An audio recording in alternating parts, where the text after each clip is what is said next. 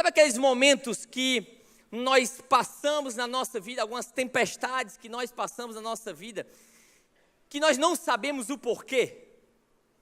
Nós não sabemos o porquê que acontece essas tempestades, nós não sabemos o porquê que acontece algumas coisas na nossa vida. Muitas vezes nós nos pegamos em algumas situações que a gente olha para Deus e começa a clamar a Deus e assim, Deus, pelo amor de Deus, pelo amor do teu próprio nome, por que raio eu estou nessa situação? Por que eu estou passando por essa tempestade? Deus, será que o Senhor não está escutando o que eu estou passando?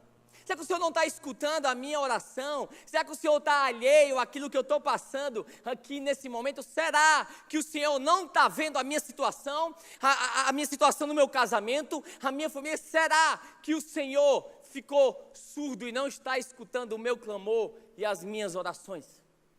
É engraçado porque, às vezes, quando Deus quer trabalhar na nossa vida, e para Ele trabalhar na nossa vida, Ele tem que fazer uma transformação interna. Muitas vezes essa transformação e essa cirurgia que Deus faz em mim e faz em você, Ele não usa anestesia. Muitas vezes essa cirurgia vem com dor. Muitas vezes essa cirurgia que Deus faz em mim e em você, vem exatamente com dor. Na verdade, a única anestesia que Ele usa é o Espírito Santo de Deus. A única anestesia que Ele muitas vezes usa para nos consolar, para amenizar um pouco a nossa dor, é exatamente o Espírito Santo. Mas deixa eu dizer algo para você, Deus sempre tem um propósito em cada coisa. Vocês podem responder para mim sim ou não? Lá em Natal a gente tem essa cultura de responder, você pode responder para mim sim ou não? Até porque eu sei que você é mais animado que o povo de Natal. Ou não, né? É que eu estou aqui, né? Lá eles são mais animados que vocês. Deus sempre tem um propósito em cada coisa, ou seja, Deus sempre tem um propósito na tua dor. Deus sempre tem um propósito na tua dor. Pode ser que Ele não seja o causador da tua dor, mas Ele sempre tem um propósito em todas as coisas. Sabe o que a Bíblia diz? Todas as coisas cooperam para o bem daqueles que amam a Deus. Todas as coisas são todas as coisas boas e as coisas ruins. Nem sempre só as coisas boas, mas as coisas boas e as coisas ruins. Todas as coisas, ensinar alguma coisa, na verdade, Ele usa muitas vezes a nossa situação, o nosso problema e a nossa tempestade, para a gente aprender a confiar nele. Para a gente aprender a depender só dele e somente dele. Deus usa as tempestades e Deus usa as dores para a gente depender dele e somente dele. Deus quer nos treinar, porque a tragédia não é você passar por uma tempestade. A tragédia não é você passar por um problema. A tragédia é você passar por uma tempestade e você não aprender nada com isso. A tragédia é você passar por um problema, passar por algo na sua vida e você depois passou por essa tempestade e depois você passou por esse problema e quando você vê, diz assim, eu aprendi o que com isso? Nada. E daqui a pouco você se vê na tempestade de novo. E muitas vezes as tempestades vêm, as dores vêm, os problemas vêm porque Deus quer nos ensinar alguma coisa. Deus quer nos ensinar uma lição. Deus quer nos mostrar algo exatamente com isso. É exatamente porque as tempestades e as dores vêm na nossa vida. As dores vêm na nossa vida. Sabe por quê? Porque com Deus é ao contrário. Primeiro na escola, na faculdade, primeiro vem o quê? Primeiro vem as lições e depois vem a prova. Com Deus é ao contrário. Vem a prova e depois vem as lições. Ele primeiro manda as provas e no meio da prova ele diz assim, eu estou te ensinando algo com isso. Abre os olhos do teu coração para aquilo que eu quero fazer na tua vida, para você depender cada vez mais de mim. Hoje pode ser que não seja a mensagem mais encorajadora que você vai escutar, mas com certeza é uma das mais verdadeiras. Se você abrir o seu coração, eu tenho certeza que Deus vai falar com você e você vai sair daqui completamente transformado. Gostei da empolgação. No meio da nossa dor, Deus sempre tem um propósito. Paulo falando lá em 2 Coríntios 12, ele diz assim, Deus, tira de mim. Deus, tira de mim, eu não aguento essa dor. Ele rogou 3 vezes a Deus. 3 vezes a Deus, Deus, pelo amor de Deus, eu não estou aguentando essa dor, eu não estou aguentando essa situação, por favor, tira de mim isso que eu estou passando. Sabe o que ele responde? Ele diz assim, 2 Coríntios 12, 9, disse-me, a minha graça te basta, porque o meu poder se aperfeiçoa na fraqueza. De boa vontade, pois me gloriarei nas minhas fraquezas, para que em mim habite o poder de Cristo. Por isso, sinto prazer nas fraquezas, nas injúrias, nas necessidades, nas perseguições, nas angústias, por amor de Cristo, porque quando estou fraco, é que eu sou forte. Deus, eu preciso que o Senhor me tire dessa situação. Eu não aguento mais viver desse jeito. Sabe o que ele fala? Não, Paulo, eu não vou tirar da situação. Sabe por quê? Porque a minha presença é suficiente na tua vida. A minha graça é o suficiente na tua vida, na minha vida. Deus está nos treinando para depender totalmente nele. Isso não é algo que nós explicamos, mas é algo que nós experimentamos. Na verdade, a nossa fé, ela está acima de qualquer explicação plausível. Sabia disso? A nossa fé, ela está acima de qualquer explicação plausível. Muitas vezes nós não temos como explicar a nossa fé. Quando ele vai curar aquele cego, o povo diz assim, rapaz, como é que você foi curado? Rapaz, eu não sei. Eu sei que eu era cego, agora eu estou vendo. Não, mas como é que foi? Como é que aconteceu? Meu amigo, não sei. Eu sei que eu era cego e agora eu estou vendo.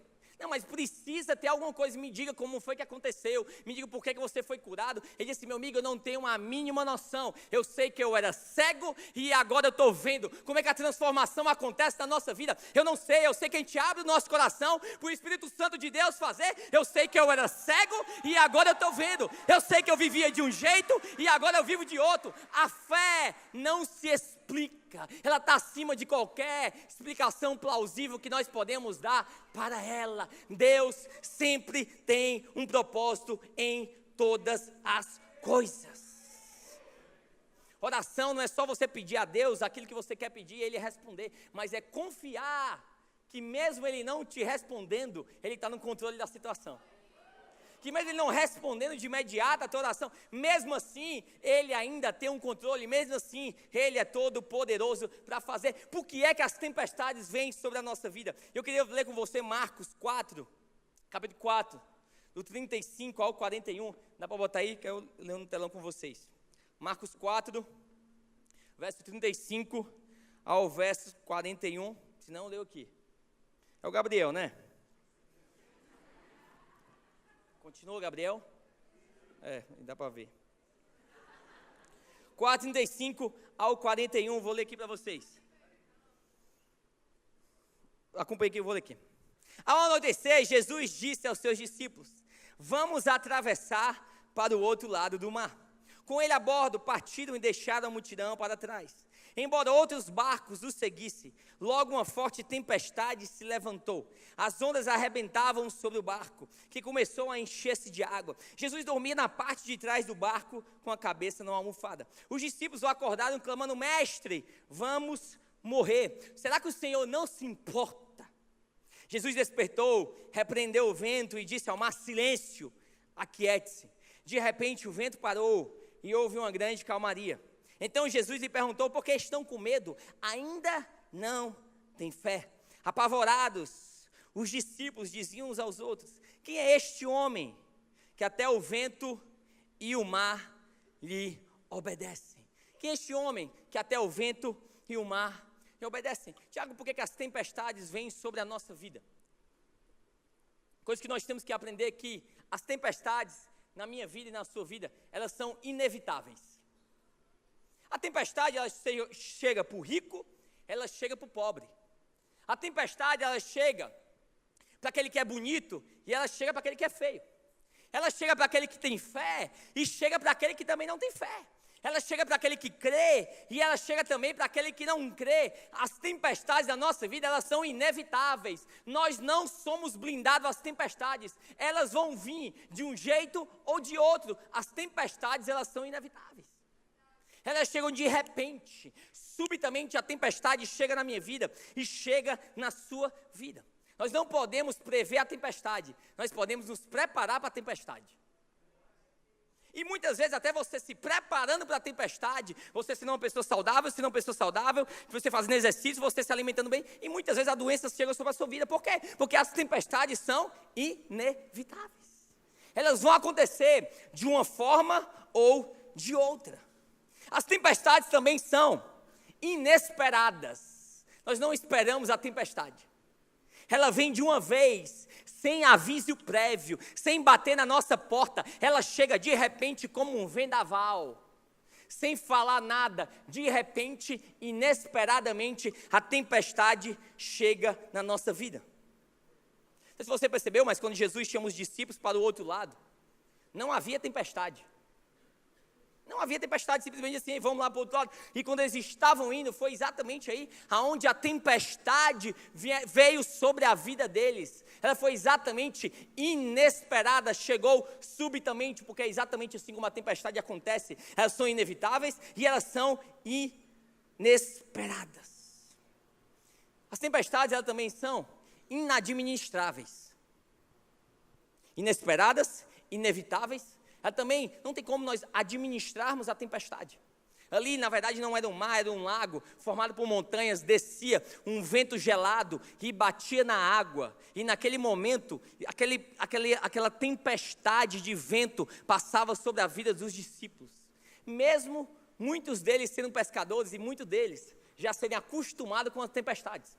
Era algo familiar para muitos deles, era algo domiciliar na vida de muitos deles. Mas mesmo assim, mesmo sendo familiar e mesmo sendo domiciliar, eles estavam acostumados com isso, eles não conseguiam administrar a tempestade.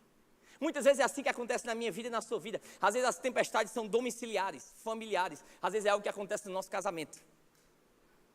Às vezes é algo que acontece dentro da nossa casa, com a vida dos nossos filhos. Às vezes é um relacionamento nosso com Deus, que vem a tempestade e a gente não consegue administrar, mesmo sendo algo domiciliar, mesmo sendo algo familiar, mas um vendaval vem sobre o nosso casamento, inesperadamente, inevitavelmente, e a gente não consegue administrar. A gente não sabe o que fazer nessa situação. Mas a tempestade também, além de inevitável, além de inadministrável, além de inesperada, ela é na minha vida e na sua vida instrutivo. As tempestades, elas nos ensinam alguma coisa. As tempestades na minha vida e na sua vida, elas são pedagógicas. Elas estão lá porque elas querem nos ensinar alguma coisa. Ou seja, quando a tempestade vem, é porque Deus quer te ensinar alguma coisa. É inesperado, você não consegue administrar, mas deixa eu dizer uma coisa. Ele está preparando você para você aprender alguma coisa. E é exatamente isso que eu quero que você abra o seu coração, porque Deus quer te ensinar algo nessa noite. Que a maior tragédia não é a tempestade vir, mas a gente não aprender nada exatamente com essa tempestade. Nós estamos tão focados no porquê que essa tempestade está vindo, por que essa tempestade veio para mim, por que tem esse problema na minha vida, que nós esquecemos o para quê. Por que veio? Por que veio? Por que eu estou passando essa situação? Por que isso? Por que isso? E nós queremos explicação, nós queremos resposta que muitas vezes nós não vamos ter. E nós esquecemos o para quê. Para que eu estou passando essa situação? Para que essa tempestade veio sobre a minha vida? Para que eu estou passando isso? Porque Deus quer te ensinar algo. Você depender cada vez mais dele. Eu amo porque a Bíblia diz que nem um fio de cabelo cai da nossa cabeça, nenhuma folha seca cai ao chão, que realmente não esteja no controle de Deus, mesmo no meio da tempestade, mesmo nessa tempestade que Deus permite, Ele ainda tem o controle da situação. Na verdade, a tempestade ela não vem para te destruir, ela vem para fortalecer as musculaturas da tua alma. Ela vem para fortalecer a musculatura da tua alma, do teu coração. É exatamente Deus te moldando a imagem e semelhança dele. Deus vendo se realmente você vai permanecer fiel no meio da tempestade, no meio do problema, porque quando está tudo muito bem, honrar a Deus, ser fiel a Deus, ter fé em Deus, todo mundo tem, é muito fácil. Agora eu quero ver no meio da tempestade, porque no meio da tempestade você não consegue ver 2 metros na sua frente que está tudo nublado, mas mesmo assim você não conseguindo enxergar, diz assim: Deus, eu não enxergo, mas sei que o Senhor está no controle, eu sei porque eu confio no Senhor, eu confio nos teus planos, eu confio nos teus propósitos. Tem algumas perguntas nessa passagem, que os discípulos chegam para Jesus e perguntam: é só eu que estou com calor ou você está com calor também? Está quente? É o fogo do Espírito Santo, em nome de Jesus. Está quente mesmo, né? Algumas perguntas, ele diz assim: Jesus, não te importa que pereçamos? Jesus, será que tu não te importa que o nosso barco venha afundar? Jesus, onde é que está o Senhor no meu clamor? Onde é que está o Senhor na minha situação, no meu problema? Será que o Senhor está alheio? Será que o Senhor ficou cego ao que eu estou passando no meu casamento, dentro da minha família, com os meus filhos? Será que o Senhor não está ouvindo? O tanto que eu estou clamando, o tanto que eu estou pedindo. Na verdade, essa pergunta é uma pergunta mais acusatória do que uma própria pergunta. Deus, aonde está o Senhor? Parece que o Senhor realmente não se importa com a minha tempestade. Será que o Senhor não vê que nós estamos no meio desse barco, no meio dessa tempestade, e o Senhor não faz nada? Será que o Senhor não está enxergando? Será que o Senhor não está ouvindo eu clamar? Tem 10 meses, 6 meses, 3 meses, 1 mês. Será que o Senhor não está ouvindo? Não está vendo a minha situação? Será que o Senhor não está vendo o meu problema? Sabe qual é o mais difícil? É nós conciliarmos a nossa obediência a Deus com as tempestades da vida. Nós conciliarmos a obediência a Deus com a tempestade da vida. Sabe por quê? Porque quem chamou os discípulos para o outro lado, para dentro do barco, quem foi? Quem foi, gente?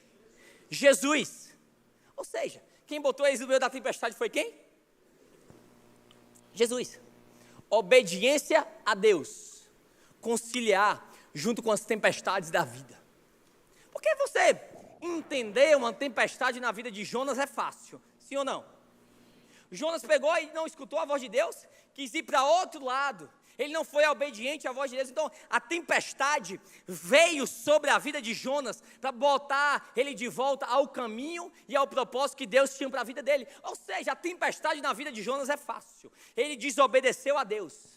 Ele não foi fiel à voz de Deus. Ele não quis fazer aquilo que Deus estava falando para ele fazer. Então, a tempestade vir sobre a vida dele é muito fácil. Mas quando a tempestade vem para aqueles que têm vida de oração. Mas quando a tempestade vem para aqueles que têm fé. Quando a tempestade vem para aqueles que vêm para a igreja todo domingo. E aí o que é que nós fazemos quando a tempestade vem para aqueles que são fiéis a Deus? O que é que nós fazemos? O mais difícil é nós sermos obedientes a Deus e conciliar essa obediência no meio da tempestade. Paulo foi expulso de Tessalônica, de Roma, de Macedônia. Foi espancado. E mesmo assim, ele disse assim: tudo isso eu passei. Porque tinha um propósito, o evangelho de Deus ser propagado. Eu não sei o que é que você está passando na tua situação, na tua vida, mas há um propósito para cada coisa, mesmo a tua dor, Deus tem um propósito.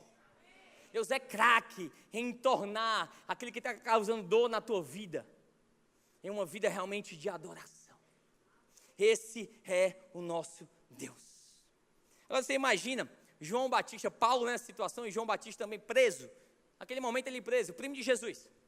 Pai, estou preso aqui. E os discípulos de João Batista chegaram e disseram: ó, pergunta lá para Jesus se realmente é ele, é aquele a qual nós esperamos. Vê se realmente é ele. Porque, meu amigo, eu estou no meio dessa prisão. E ele sabe que eu estou aqui. Pergunta lá para ele se ele realmente é aquele a qual nós estamos esperando. Os discípulos foram lá, chegaram para Jesus. Assim: Jesus, João Batista quer saber, meu amigo. Ele quer uma resposta. Diz alguma coisa, ele está preso lá naquele momento. Você é realmente aquele que nós estamos esperando? Você é realmente o Filho de Deus? Nós estamos esperando uma resposta. Sabe o que foi que Jesus disse? Sabe o que foi que Jesus disse? Nada. Deu silêncio como resposta. Jesus, no meio daquela situação, no meio da prisão de João Batista, um cara próximo a Jesus, ele deu silêncio como resposta. Ele não disse nada. Às vezes o silêncio de Deus grita muito mais alto do que as nossas circunstâncias. Às vezes o silêncio de Deus na minha vida e na sua vida, ela grita muito mais alto do que qualquer tempestade que venha sobre a gente. Deus, será que o Senhor não está escutando, não vai me dar uma resposta? Eu já estou há tanto tempo nessa situação e parece que não vem nada. Será que o Senhor não está me escutando? Acho que a maior decepção de Marta não é nem que Lázaro tinha morrido. Ele mandou uma cartazinha lá e foi lá e disse assim, a carta dizia assim: aquele a quem você ama está morrendo. Aquele a quem você ama. Quem ama, meu amigo, tem pressa em socorrer. Sim ou não? Sim. Aquele a quem ama tem pressa em socorrer. Depois Jesus se encontra com Marta. E Marta diz assim: Jesus, se o Senhor tivesse chegado antes, no passado, se o Senhor tivesse chegado antes, ele não estava morto. Jesus chega para ele e diz assim: Marta, fica tranquilo, Lázaro vai ressuscitar. Aí o que ela fala? Eu sei que um dia ele vai ressuscitar. Aí ela começa a falar no futuro. Aí Jesus diz para ela: Marta, você não entendeu. Eu não era a ressurreição à vida. Eu não vou ser a ressurreição à vida. Eu sou a ressurreição e a vida. Eu não deixo para fazer ontem para amanhã. Eu faço hoje. Esse é o nosso Deus. Mas muitas vezes parece que Deus está em silêncio. E nós não conseguimos conciliar essa nossa espera, porque nós queremos as coisas do nosso jeito, na nossa hora. Isso é uma vida de Jó, que nós dizemos que tem tanta paciência. Acaba que sofreu mais que Jó. Daqui a pouco ferida acometida no corpo dele todinho. O que a Bíblia diz? Que ele começa a se raspar com telha. Começa a se raspar com telha. Mas Jó era paciente, era. Ele fez 16 perguntas a Deus. 16. 34 reclamações a Deus. Deus, aonde está você? Aonde está você? Aonde está você? Será que você não está vendo a minha situação? 16 perguntas, 34 reclamações a Deus. Aonde está você? Sabe o que é que Deus responde para ele? Com 70 perguntas. Jó, aonde estava você quando eu estava fazendo o firmamento? Jó, onde estava você quando eu estava separando o mar da terra? Jó, onde estava você quando eu estava criando os animais? Jó, onde estava você quando eu estava criando o ser humano? E ele foi começando a falar para Jó, e Jó foi se definhando a humanidade dele. Jó falou assim: antes eu te conhecia só de ouvir falar, mas hoje os meus olhos podem te ver, te contemplar. Ele estava falando, Jó, quando ele começou a falar: Jó, onde é que tu estava? Jó, onde é que tu estava quando eu criava todas as coisas? Jó, onde é que tu estava quando eu criei os animais? Quando eu fiz o mar? Quando eu fiz a terra? Jó, aonde é que tu estava? Sabe o que ele estava dizendo? Jó, o problema pode parecer grande demais para você, mas o problema para mim é pequeno demais. Jó, ele se definhou a humanidade dele. Deixa eu dizer algo para você, é exatamente na nossa humanidade que a graça de Deus se revela. Porque muitas vezes nós não queremos fazer como Jó fez. Gente, Jó esperneou, Jó gritou, Jó levantava clamor e reclamações a Deus. Muitas vezes nós queremos ser super-homens e super-mulheres. Nós não queremos levantar o nosso clamor e oração. Deixa eu dizer algo para você. Existe um momento da gente espernear, existe um momento da gente gritar, existe um momento das nossas lágrimas. Não cobre algo de você mesmo, aquilo que nem Deus cobra de você. Às vezes nós queremos ser mais do que humano. Deixa eu dizer uma coisa, exatamente na tua humanidade, na tua fraqueza, que a força e a graça de Deus se revela na tua vida. Tem um momento de lágrima, tem um momento de dor, tem um momento de você gritar, tem um momento de você espernear. Mas também tem um momento de você se levantar. Não faça de um lugar passageiro um lugar de eternidade na tua vida. Um lugar onde você só passa, um lugar de eternidade, porque tem muitas situações na nossa vida que nós poderíamos resolver ali naquele momento, naquela hora, mas a gente eterniza esses momentos. Às vezes é uma briga que a gente teve, que a gente não liberou perdão. Há 10 anos atrás, há 5 anos atrás, e aquele lugar que era para resolver naquele momento, aquela briga, aquela situação, aquele problema, não. A gente carrega com a gente, e em vez de ser um lugar passageiro, é um lugar de eternidade. Um lugar onde nós estamos carregando a nossa falta de perdão. Sim, existe um momento de você chorar, de você espernear, de você gritar a Deus. Mas tem um momento também de você sacudir a poeira e dar a volta por cima, como fala aquele hino. Né? De você levantar e ir para o propósito que Deus tem para a tua vida. Nem todo mundo entendeu, o povo é crente. Traz aí minha mesa. Algumas tempestades, elas são inevitáveis na nossa vida. Elas são inevitáveis. Mas algumas... Tá bom aí. Mas algumas tempestades na nossa vida... É engraçado, sabe por quê? Volta aí no Salmo 23 aí, Gabriel, por favor. Salmo 23. Podia ser mais rápido, Gabriel. Boa, garoto. O Senhor é meu pastor, e nada me faltará. Vai, continua. Em vez de pastagens, me faz repousar e me conduz a águas tranquilas. Restaura-me o vigor, guia-me nas veredas da justiça, por amor do seu nome. Mesmo quando eu andar por um vale de trevas e morte. Eu amo sobre isso, pausei, já eu continuo. Ele diz assim, quando eu andar pelo vale, ele não diz que você vai acampar no vale. Ele diz que você vai andar, ou seja, o vale é um lugar passageiro, não é um lugar de eternidade na sua vida. Não temerei perigo nenhum, pois tu está comigo, a tua vara e o teu cajado me protegem. Prepara um banquete para mim à vista dos meus inimigos. Não é bem um banquete, está meio escasso, só tem banana no meu. Mas, isso aqui ele diz assim, ó, prepare-me uma mesa. Davi escrevendo esse salmo, justamente no meio do vale, no meio da situação, ele diz assim, prepare-me um banquete na presença dos meus inimigos. Eu queria 3 pessoas aqui, rapidinho, sobe aqui, bora. Tu, vem, 3. Boa. Tu é ágil, viu, homem? Aí, foi rápido só.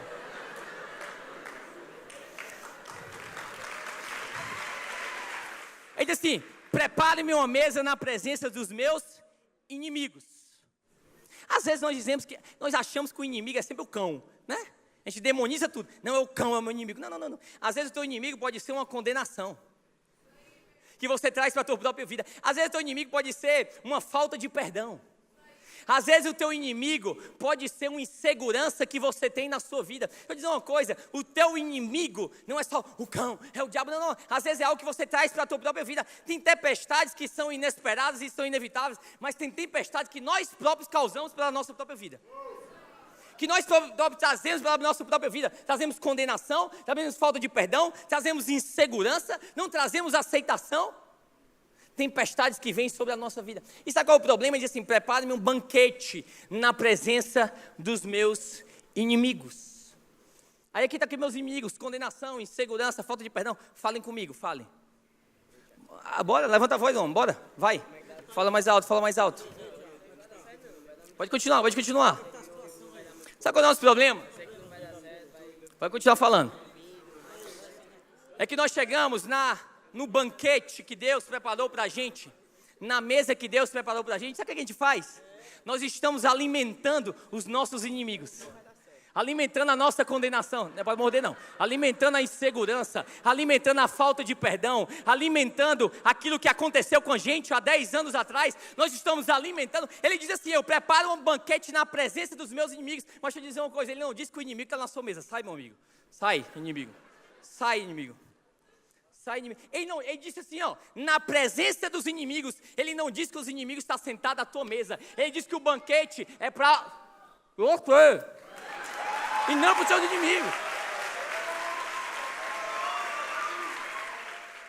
Não é você ficar se alimentando da condenação, da insegurança, da falta de perdão, mas é você escutar muito mais as promessas que Deus tem para a tua vida sobre aquilo que a condenação, a falta de perdão e a insegurança traz para você.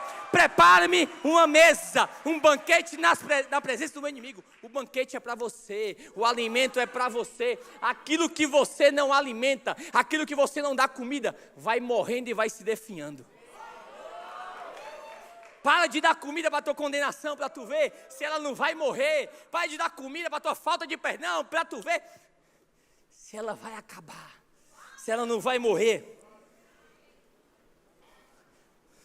Estou acabando. Porque as tempestades, como superar as tempestades na nossa vida? Como superar as tempestades?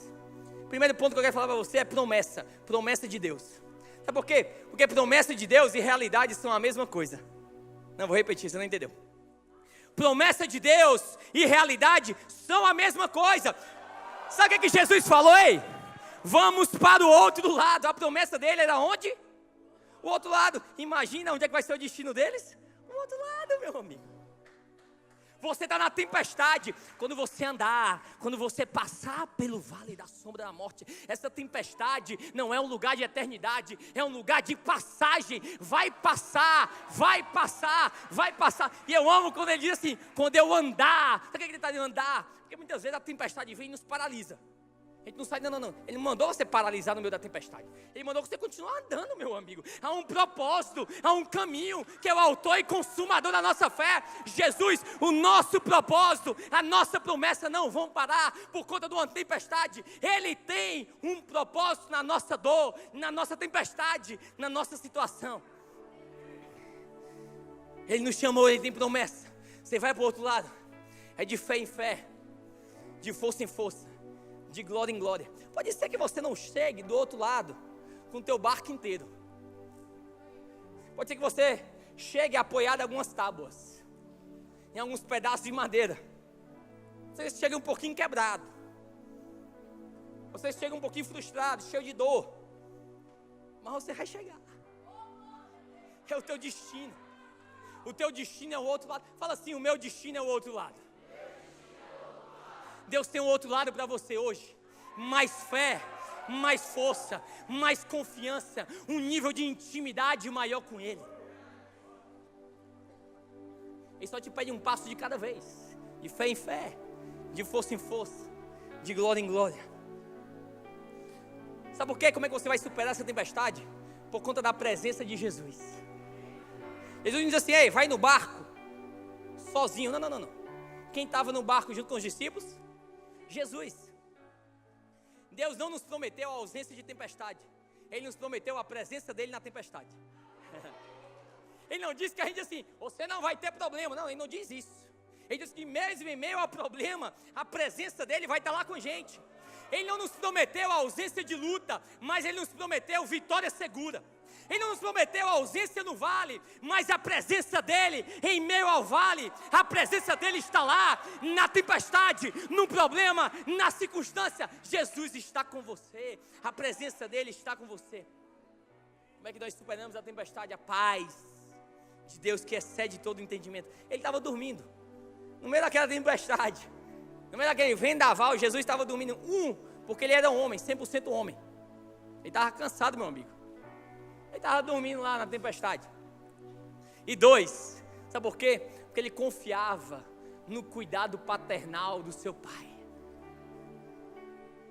Por isso que ele tinha paz em meio à tribulação, em meio à provação, em meio à tempestade. A paz que excede todo entendimento. Não sei se você já presenciou isso, mas um vendaval passando por sua vida. Sabe aquela paz? O cara disse, meu amigo, como é que você está desse jeito?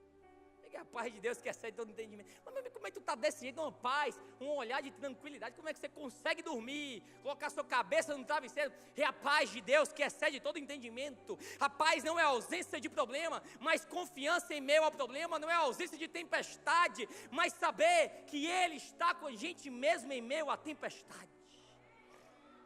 Dormindo, o vendaval na tempestade. Por que nós superamos a tempestade? Porque Ele é poder. Ele é onipotente. No capítulo 5, depois do capítulo 4, você vai ver isso na Bíblia, que depois do capítulo 4 vem o capítulo 5. E nesse capítulo 5, vai falando sobre endemoniado de Gadareno. Algumas palavras de Jesus. E aquele homem é liberto.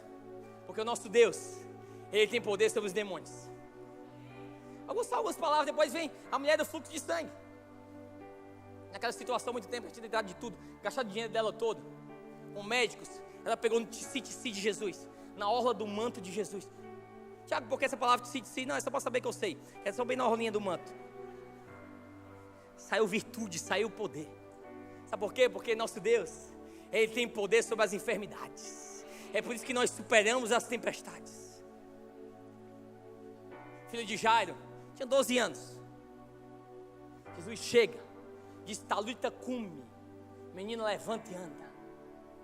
Aquela menina naquele momento é ressuscitada, porque o nosso Deus, Ele tem poder sobre a morte.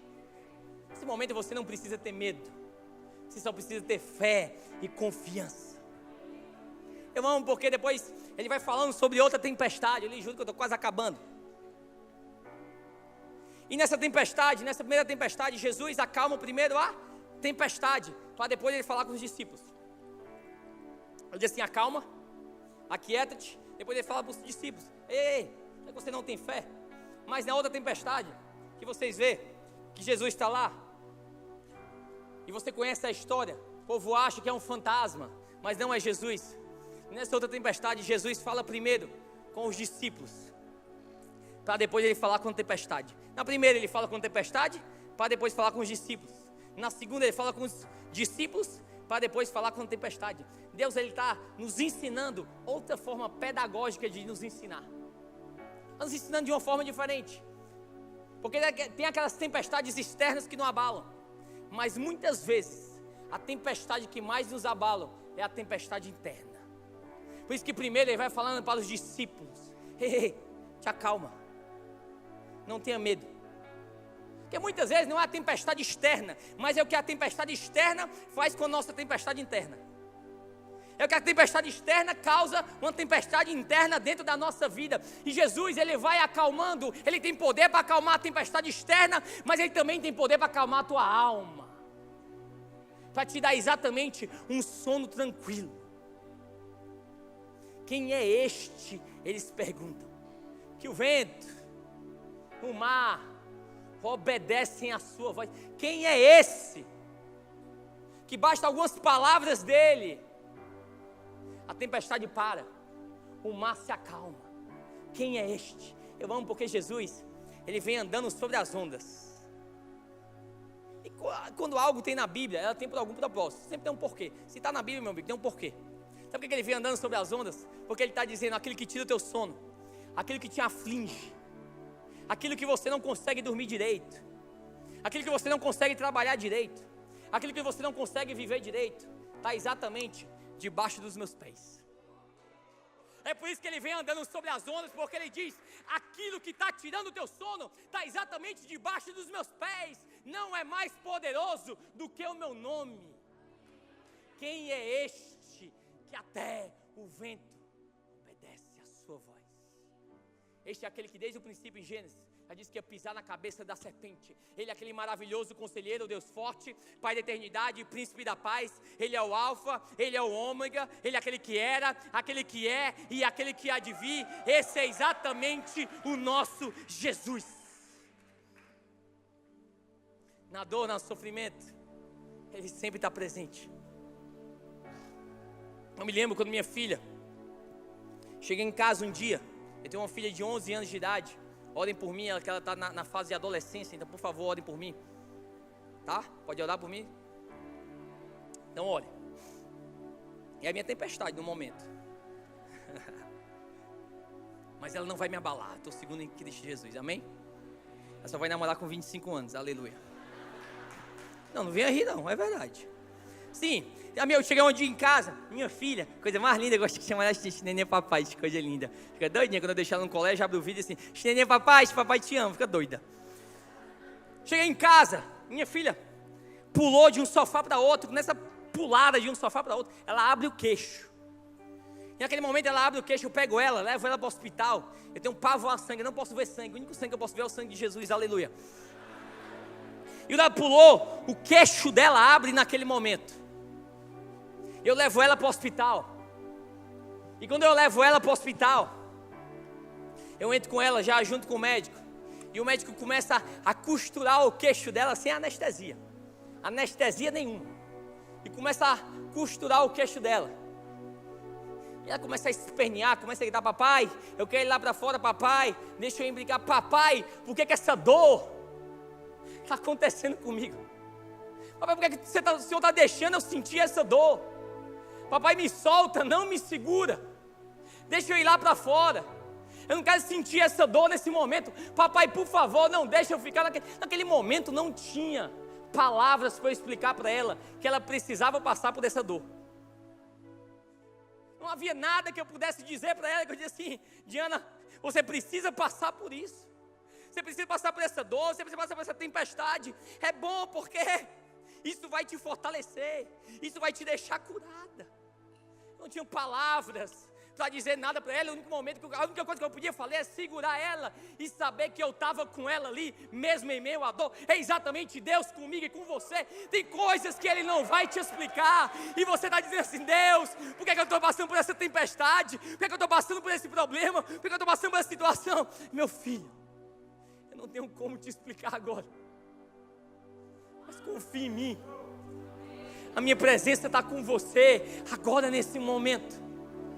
Saiba que isso eu estou te fortalecendo a tua alma, fortalecendo a tua fé. Sabe por que Deus permite a tempestade? É que Deus quer que o Senhor não só me dá mar calmo, sem vento. Ele não me dá ausência de tempestade. Por quê que vem tempestade? Porque tem lições na nossa vida que nós só aprendemos com mares agitados e não com mares calmos. Tem coisas que Deus quer tratar na nossa alma, no nosso coração, que só vem com tempestade. A ausência de tempestade, a gente não vai ser tudo aquilo que Deus nos chamou para ser. A gente não vai fazer tudo aquilo que Deus nos chamou para fazer. Sabe por que Deus permite a tempestade? Não é para te destruir, é para te deixar mais pertinho dEle, é fazer você olhar mais para Ele, é fazer você ter mais confiança nele. Deus, mas em meio a essa situação, o que é que eu posso fazer? Eu não sei. Há um ano atrás, domingo agora foi Dia das Mães, a minha esposa estava lá, pregando lá na igreja. Ela prega muito do fogo. Aí quando chegou em casa teve, porque ela plantou e a gente colheu à noite. E eu me lembro que há um ano atrás, ela contou isso no culto, a gente recebeu um diagnóstico do médico e disse assim: Ana, você agora é estéril, você não pode mais ter filho. Não pode mais ter filho. A gente já tinha uma de 11 anos, a nossa vontade era ter outro. Na verdade eu queria 6, porque eu sou coelho, Tiago Coelho, aí, entendeu? E Deus chega e diz assim: você é estéril, não tem mais condições de você ter filho. Tiago, o que é que vocês fizeram nesse momento? O que é que eu posso fazer? O que eu podia fazer é confiar. Diz assim: Deus, eu não sei o que fazer. Deus, o único momento, nessa tempestade, nesse problema, a única coisa que eu posso fazer é colocar os meus olhos em Ti e Te adorar em meio à situação. Deus, eu não sei por que está acontecendo isso com minha vida. Deus, eu não sei porque esse problema. Deus, eu não sei porque essa tempestade. Deus, eu não sei o porquê que eu estou passando por isso. Deus, eu não sei. Mas a única coisa que eu posso fazer é levantar as minhas mãos e Te adorar. Porque eu não faria essa pergunta que os discípulos fez: quem é esse que até o mar obedece a sua voz? Quem é este? Eu faria assim: quem é este que nem o vento forte e o mar agitado conseguem acordá-lo? Cabeceando no travesseiro, dormindo. Que eu costumo dizer que aquilo que tem o nosso uau tem a nossa fé. Porque a Bíblia diz: os discípulos se impressionaram a ver o que Jesus fez. Porque muitas vezes o nosso uau está exatamente nas ondas e na tempestade, nos problemas. Quando a tempestade vem sobre a nossa vida, e dizer: uau, como é grande, uau, como é que eu vou sair disso, uau, como é que eu vou passar por isso. Mas deixa eu dizer uma coisa: aonde o teu uau, aonde está a tua fé, aonde estão os teus olhos, é exatamente para lá onde você vai caminhar.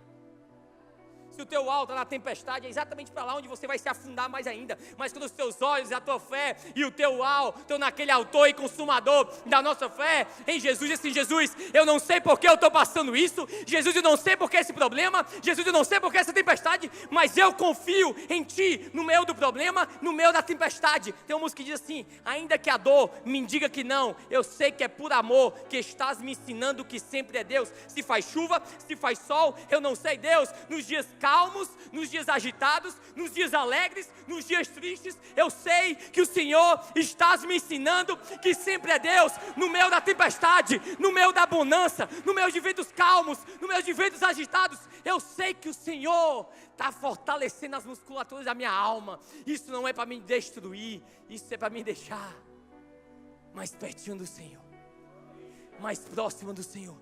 Será que nesse momento você pode fechar os seus olhos?